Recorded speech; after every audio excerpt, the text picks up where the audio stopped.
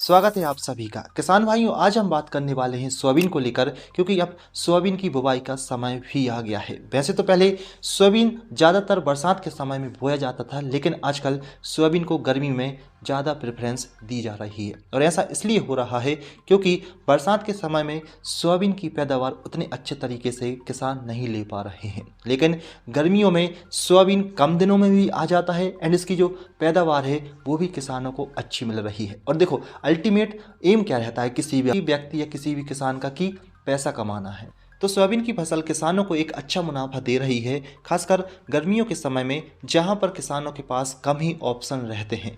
तो चलिए बिना देर किए जानते हैं कि गर्मियों में सोयाबीन कौन से समय पर बोया जाता है। सोयाबीन को गर्मियों में बोने का एग्जैक्ट टाइम क्या है, हमें कौन सी वैरायटी बोनी है, क्योंकि ये सबसे ज़्यादा ज़रूरी है। देखिए, बरसात के समय में अलग सोयाबीन की वैरायटी बोई जाती है और गर्मियों में अलग सोयाबीन की वैरायटी बोई जाती है। हालांकि आजकल जो किसान हैं जो गर्मी में बोते हैं वही बरसात में बो देते हैं, लेकिन ये सही तरीका नहीं है, क्योंकि बरसात में जो सोयाबीन की वैरायटी बोई जाती हैं 115 दिन से 120 दिन के बीच में पककर तैयार होती हैं, लेकिन गर्मी की जो वैरायटी रहती है वो 90 से 100 दिन के अंदर ही पककर तैयार हो जाती है।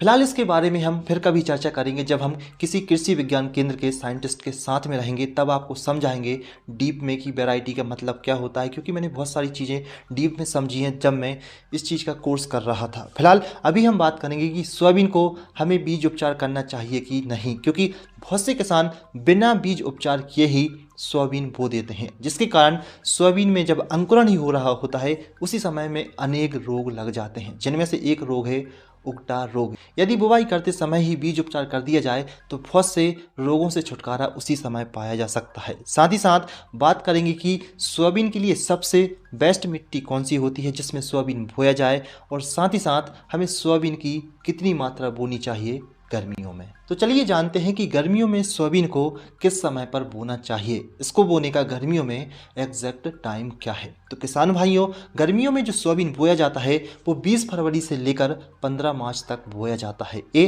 बेहद ही अनुकूल समय होता है गर्मियों में सोयाबीन को बोने का। देखिए, एक चीज़ जो किसानों को पता नहीं होती है कि बुवाई के समय पर जो टेम्परेचर होता है वो किसी भी फसल के लिए बहुत ज़्यादा मायने रखता है। और जो सोयाबीन की बुवाई गर्मियों के समय में की जाती है उस समय टेम्परेचर लगभग 26 से 32 डिग्री सेल्सियस के आसपास होना चाहिए। यदि यह जो टेम्परेचर है 25 से नीचे हो जाएगा तो जो सोयाबीन अंकुरित होता है उसको अंकुरित होने में ज़्यादा समय लगता है, और यदि यही टेम्परेचर 35 से ऊपर निकल जाएगा, 35 डिग्री सेल्सियस से ऊपर निकल जाएगा, तो जो सोयाबीन का बीज होता है वो उगता ही नहीं है। या फिर आपने देखा होगा कि जो सोयाबीन उगता है और उसके बाद सूख जाता है। ऐसा क्यों होता है? क्योंकि उसे हमने ज़्यादा टेम्परेचर पर बो दिया है।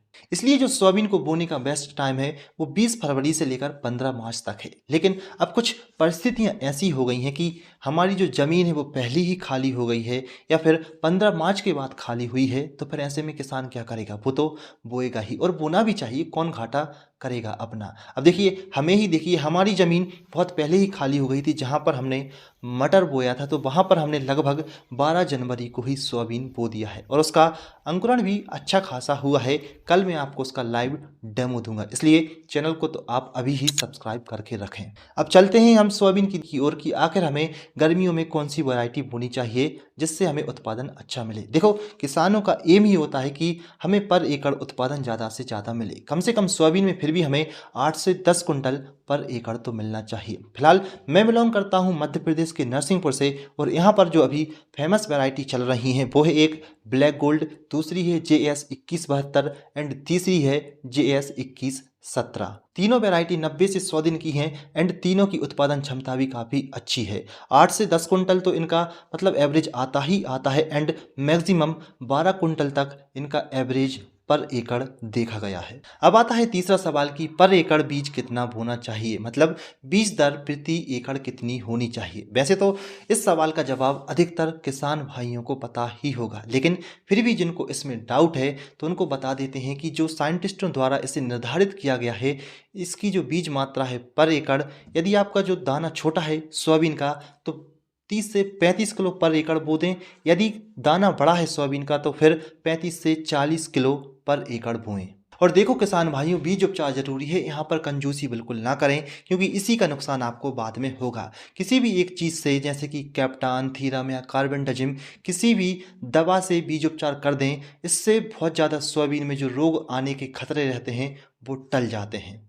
देखो, अपनी सेफ्टी अपने हाथ है। अब चलते हैं हम अगले सवाल की ओर, जहां पर जानते हैं कि सोयाबीन की बुवाई के लिए सबसे अच्छी मिट्टी कौन सी होती है। तो जो सोयाबीन सबसे अच्छी पैदावार देता है वो देता है काली दोमट मिट्टी में। लेकिन अब यदि किसी के पास यह मिट्टी नहीं है तो क्या उसे सोयाबीन नहीं बोना चाहिए? तो ऐसा नहीं है। सोयाबीन हर मिट्टी में अच्छी खासी उत्पादन क्षमता दे रहा है, सिर्फ एक मिट्टी को छोड़कर, और वो मिट्टी है हल्की रेतीली मिट्टी। हल्की रेतीली मिट्टी में सोयाबीन का उत्पादन आपको कम मिलेगा। यदि आपके पास यह मिट्टी है तो फिर इसमें ना बोएं, अन्यथा हर किसी मिट्टी में, हर प्रकार की मिट्टी में सोयाबीन की उत्पादन क्षमता आपको अच्छी मिलेगी।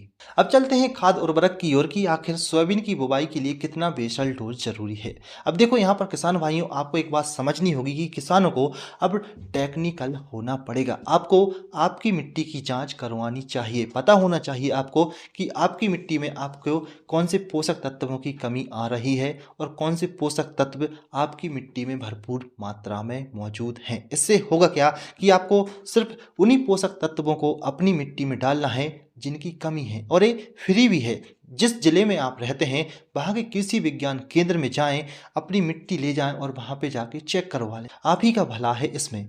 अब यहाँ पर आपके दिमाग में यह क्वेश्चन आ रहा है कि मिट्टी चेक कैसे करवाते हैं। तो देखो, इसके लिए मुझे अलग से वीडियो बनाना पड़ेगा। कमेंट बॉक्स में जरा कमेंट करो, और यदि आप कुछ और जानना चाहते हो तो वह भी पूछ सकते हो। फिलहाल चलते हैं हम खाद और उर्वरक की ओर। जो बेसल डोज है वो सोयाबीन बुवाई से पहले हमें कितना देना चाहिए। वैसे तो यह बात अधिकतर किसान भाइयों को पता होगी कि सोयाबीन में कितने खाद और उर्वरक की ज़रूरत होती है, लेकिन फिर भी जिन्हें इसकी एग्जैक्ट मात्रा पता नहीं है उनको बता देते हैं कि देखिए, सोयाबीन जो होता है वो प्रोटीन और तेल से भरपूर होता है, इसलिए इसे नाइट्रोजन वैसे तो कम मात्रा में ज़रूरत होती है, क्योंकि जो सोयाबीन है उसमें कुछ ग्रंथियाँ पाई जाती हैं जो नाइट्रोजन वायुमंडल से ही ऑब्जर्व कर लेती हैं। लेकिन इसके अलावा इसे फॉस्फोरस, पोटेशियम एंड सल्फर की बहुत ज़्यादा ज़रूरत होती है। इसलिए सिंपल शब्दों में कहा जाए तो आप इसमें NPK 12, 32, 16 डाल दें। मात्रा कितनी रखनी है? तो आपको NPK की मात्रा लगभग 60 kg पर एकड़ डालनी पड़ेगी। इसके अलावा इसे सल्फर की भी ज़रूरत होती है, तो जो बेंटोएट सल्फर आती है उसे लेकर आएँ। ये कुछ मेथी के दाने जैसी रहती है, उसे भी 12 से 14 किलोग्राम पर एकड़ डालें। लेकिन यदि आपके पास NPK नहीं है तो फिर क्या करें? तो फिर इसकी जगह हम DAP यूज़ कर सकते हैं, लेकिन इसमें हमें अलग से पोटास मिलानी पड़ेगी। DAP की जो मात्रा रहेगी वो रहेगी लगभग 50 किलो पर एकड़, एंड जो इसमें हम अलग से पोटास मिलाएंगे वो मिलाएंगे 20 से 25 किलो। और साथ ही साथ सल्फर तो हमें डालनी ही है, बेंटोएट सल्फर 12 से 14 किलो पर एकड़।